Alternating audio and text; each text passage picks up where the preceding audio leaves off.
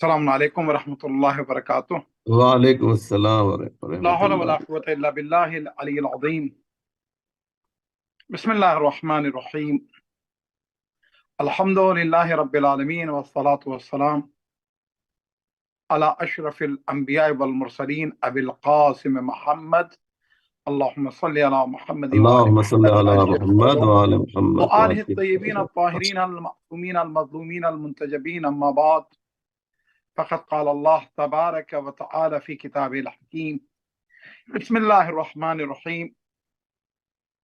انما يريد الله ليذهب عنكم الرجس اهل البيت ويطهركم تطهيرا۔ ایام اللہم ازائے صلی فاطمیہ سلام اللہ علیہا پوری دنیا سوگوار ہے، اور ہم سے پہلے مولانا حسن اختر صاحب فضائل جناب سیدہ بیان کر رہے تھے۔ قبل و بعد اچھے اچھے خطبہ کو سنیں گے آپ، اور یہاں رات کے ویسے ہی 3 بجے ہیں، تو اصل میں ایک پروگرام سے پہنچا ہوں کچھ دیر پہلے، اور پھر انشاءاللہ صبح آگے بڑھنا ہے۔ تو بہرحال جہاں تک فضائل کی بات، تو آپ نے شہزادی جناب فاطمہ الزہرا سلام اللہ علیہا کے تعلق سے جیسا کہ نقل کیا تو جب کی بات کی اور قرآن سے الکتاب، تو جناب سیدہ کے لیے ایک کنیت یہ بھی ہے، جہاں صادق آل محمد امام جعفر صادق علیہ الصلوۃ والسلام اللہم فرماتے صلی ہیں کہ علی میری جدہ محمد وعلی جناب سیدہ محمد۔ الکتاب، قرآن مجید الکتاب، جناب سیدہ الکتاب، اور پھر اس کے بعد قرآن مجید شب قدر میں نازل ہوا۔ میں انشاءاللہ 10 منٹ سے کم میں ختم کرنے کی کوشش کروں گا، کوشش یہ ہوگی کہ 7-8 منٹ انشاءاللہ۔ تو انا انزلناہ فی لیلۃ القدر، ہم نے قرآن کو شب قدر میں نازل کیا۔ وما ادراک ما لیلۃ القدر، وہ کتاب جو بھیجی ہی گئی اس مقصد کے لیے تھی تاکہ لوگوں کو سمجھائے، اور جو آسان کر کے بھیجی گئی، اور اس کا دعویٰ بھی بالکل ثابت ہے دنیا پر کہ جس کتاب میں 114 سورہ ہیں، اس کے حافظ آپ کو دنیا میں ہر جگہ مل جائیں گے، ہر طبقے میں مل جائیں گے، ہر عمر کے مل جائیں گے۔ جب یہاں یہ بات کر رہا ہوں تو یہ ناانصافی ہوگی۔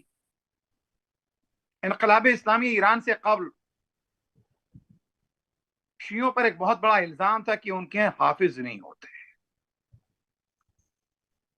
ثمرات انقلاب اسلامی ایران میں سے ایک سب سے بڑا ثمرہ یہ ہے کہ قرآن مجید سے جس طرح سے ایران نے جوڑ دیا اور وہاں کی قیادت نے جوڑ دیا۔ اب یہ نہیں کہ حوزے کے لوگ ہی حافظ ہیں، اور وہ حفظ کی کوالٹی آپ کو 1400 سال میں وہ نظر نہیں آئے گی امت میں کہیں جو اس وقت نظر آ رہی ہے۔ سبحان اللہ سبحان اللہ، بہت عمدہ بھائی۔ تو انا انزلناہ فی لیلۃ القدر، یہ 2 جملے میں نے کہہ دیا، اور اس کے بعد آگے بڑھتے ہوئے بڑا کام ہوا اس بار۔ بزنس کر رہا ہے، حافظ ہے۔ گاڑی چلا رہا ہے، حافظ ہے۔ انجینئر ہے، حافظ ہے۔ ڈاکٹر ہے، حافظ ہے۔ اسٹوڈنٹ ہے، حافظ ہے۔ بزنس مین ہے، حافظ ہے۔ پائلٹ ہے، حافظ ہے۔ تو پتا چلا کہ قرآن سے کس طرح سے جوڑا ہے۔ شہزادی جناب سیدہ کی ہم بات کر رہے تھے، الکتاب، وہیں سے میں آگے بڑھا۔ فاطمہ یہی تو چاہ رہی تھی کہ امت قرآن سے جڑ جائے۔ اگر قرآن سے جڑ جائے گی تو امت کی سمجھ میں آئے تطہیر بھی آ جائے گی، آئے ولایت بھی آ جائے گی، آئے خلافت بھی آ جائے گی، آئے غدیر بھی آ جائے گی، سورہ کوثر بھی آ جائے گا، اور سورہ دہر بھی آ جائے گا۔ یہ تمام چیزیں آ جائیں قرآن سے جڑ گئے۔ یہی وجہ ہے کہ شہزادی نے جو مولا کائنات سے وصیتیں فرمائی، ان وصیتوں میں سے ایک یہ بھی تو ہے کہ علی تو مجھے فراموش نہ کرنا، تزورنی تو میری زیارت کے لیے آنا۔ ایک سب سے بڑا مسئلہ پھر وما ادراک ما لیلۃ القدر سے جوڑتے ہوئے، تاریخ شہادت ہمیں نہیں پتا، قبر کا ہمیں علم نہیں، اور شہزادی کی وصیت پر یقیناً عمل بھی ہوا ہے۔ جب علی نے تمام وصیتوں پر عمل کیا ہے تو اس وصیت پر بھی عمل کیا، تو آپ سوچیں کہ آخر مولا کائنات کس وقت قبر جناب سیدہ پر جاتے تھے؟ وہ کون سا وقت تھا جہاں علی جاتے تھے اپنی تسکین کے لیے اور فاطمہ کو سکون پہنچانے کے لیے، حسن کو بھی ساتھ لے گیا۔ قرآن مجید کی تلاوت کیجیے گا، اور جو قرآن مجید کی تلاوت کیجیے گا تو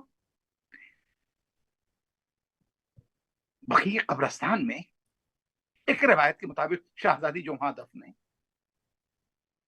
پوتا بھی تو دفن ہے نا، امام شاہ آپ ہی کی حدیث آپ فرماتے ہیں کہ اگر مشرق و مغرب کے تمام انسان مر جائیں تو قرآن میرے پاس ہوگا، میرے ساتھ ہوگا، تو میں تنہا محسوس نہیں کروں گا۔ قرآن تنہائی دور کرتا ہے، اور رسول نے جو انی تارک فیکم الثقلین کتاب اللہ وعطرتی اہل بیتی کا ہے، بتا دیا، ثابت کیا، دیکھو قرآن میں اہل بیت ساتھ ہیں۔ یہ زیارت امام زمانہ علیہ الصلوۃ والسلام جو روزانہ ہم پڑھتے ہیں، اس میں بھی تو کہتے ہیں السلام علیک یا شریک اللہ، ہے قرآن کے شریک آپ پر ہمارا سلام۔ تو چوتھے امام فرماتے ہیں مشرق و مغرب کے تمام لوگ مر جائیں، قرآن میرے ساتھ ہوگا، میرے پاس ہوگا، تو میں تنہائی محسوس نہیں کروں گا۔ تو آئیے وما ادراک ما لیلۃ القدر سمجھے۔ ہمارے اور آپ کے چھٹے امام امام جعفر صادق علیہ الصلوۃ والسلام، اللهم صل علی محمد وعلی اللهم صل على محمد وعلى واحشرنا معهم، میرا مولا سے اس آیت کی تفسیر پوچھی گئی، آپ نے فرمایا جس نے ہماری جدہ جناب فاطمہ الزہرا سلام اللہ علیہا کی معرفت حاصل کر لی، حق معرفت کا، فقد ادرک لیلۃ ادرک لیلۃ القدر۔ اب آپ یہ دیکھیں، شب قدر تو ہمارے درمیان 3 راتیں ہیں نا، شب 19، شب 21، شب 23۔ اور ابھی یہ عبارتیں جو ابھی پچھلی مجلس میں پڑھ چکا ہوں سب کو چھوڑتے ہوئے انتہائی اختصار کے ساتھ علماء موجود ہیں، انہیں سنیے آپ۔ مولا سے پوچھنے والے نے پوچھا نا، مولا معین کر دیجیے آپ۔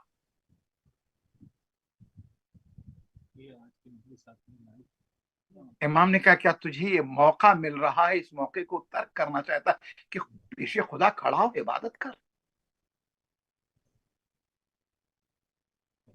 جو حجاب اللہ الاکبر ہے، جو اسرار الہی ہیں، جناب فاطمہ الزہرا سلام اللہ علیہا،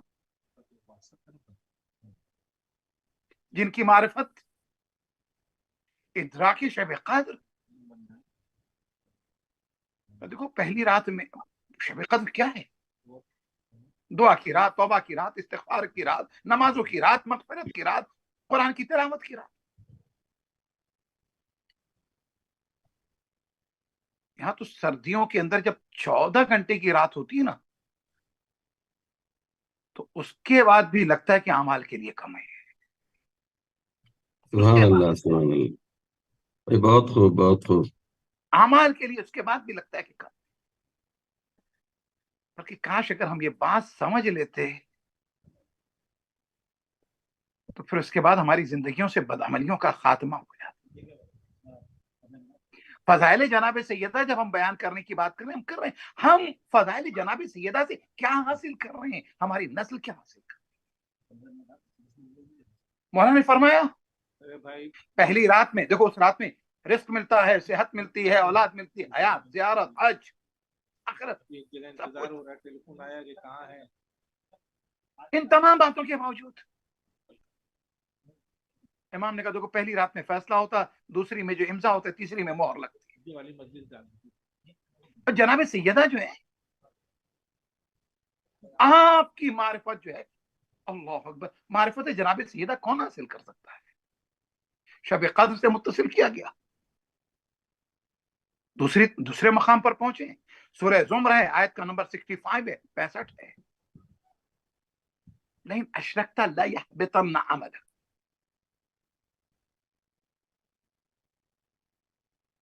مدینہ ہے، چوری ہو جاتی ہے. پتہ ہی ہے کہ اگر جرم چھوٹا کرے تو جرم ہوتا ہے، اور گناہ اگر کوئی بڑوں سے تعلق رکھنے والے کریں تو پھر اس کے بعد وہ گناہ نہیں ہوتا. لیکن یہ ہمارا معاشرہ ہے، اس معاشرے میں بھی لوگ یہی سوچ رہے تھے سرکار ختمی مرتبت کی بارگاہ میں، اسی لیے درخواستیں لے کر آئے، اپیلیں لے کر آئے. رسول نے منع فرما دیا، کر نہیں ہو سکتا، اور مثال دی، من باب مثال کہا کہ اگر میری بیٹی جناب سیدہ، بس اتنا ہی کہہ رہا ہوں.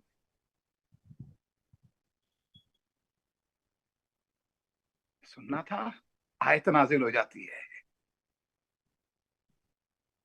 کہ نبی اگر آپ شرک کریں گے، بتایا جا رہا مقام جناب سیدہ سمجھا جائے، عمل ہفت ہو جائیں گے. ہفت اور ضبط کا فرق ہے، جانتے ہیں؟ جو چیز ضبط ہوتی ہے واپس کر دی جاتی ہے، جو ہفت ہوتی ہے واپس نہیں کرتی. ہاں، وہ حدیث قدسی بھی تو ہے سامنے، لولاک لما خلقت الافلاک.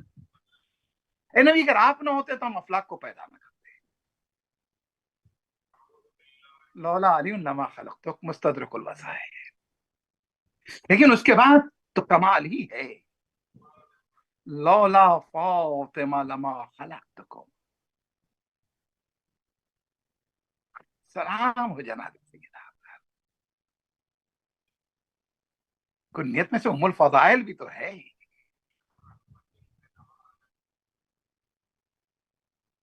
جو فضیلتوں کی ماں ہے، جو ام الکتاب ہے، جو ام الحسن ہے، جو ام الحسین ہے، جو ام الحسنین ہے، جو ام الائمہ ہے، جو ام عبیدہ ہے. کہ اگر فاطمہ نہ ہوتی تو ہم آپ دونوں کو خلق نہ کرتے. یہ بات بھی سمجھ میں آئی اس وقت کہ وہ جب آسمان پہ فرشتوں نے خدا سے پوچھا کہ کس کا نور ہے. حدیث ہے رسول کے سامنے، جہاں آپ نے فرمایا کہ میری بیٹی فاطمہ کو خدا نے اپنے نور سے خلق کیا ہے. ایک پوری گفتگو ہے، ایک پورا چیپٹر ہے نور کا، سمیٹ دی میں نے گفتگو. جب پوچھا گیا تو خدا تعالیٰ نے کہا ہم فاطمہ و ابوہا و بعلہا و بن. فاطمہ ہیں، فاطمہ کے بابا ہیں، فاطمہ کے شوہر ہیں، فاطمہ کے بچے ہیں. سمیٹتے ہوئے عظمتوں کے لیے ہمیشہ ہم یہی کہتے ہیں، رسول کی بیٹی، علی کی زوجہ، حسنین کی ماں. لیکن قرآن مجید کی ساحت سے تو نتیجہ یہ نہیں نکلا، اس لیے کہ وہ پہچانے گئے جناب سیدہ کے ذریعے سے. اب تو ہمیں یہ کہنا چاہیے، فاطمہ رسول کی بیٹی نہیں، رسول فاطمہ کے باپ، علی فاطمہ کے شوہر، حسنین فاطمہ کے بچے. جزاک اللہ، السلام واہ علیکم ورحمۃ اللہ وبرکاتہ. ماشاء اللہ.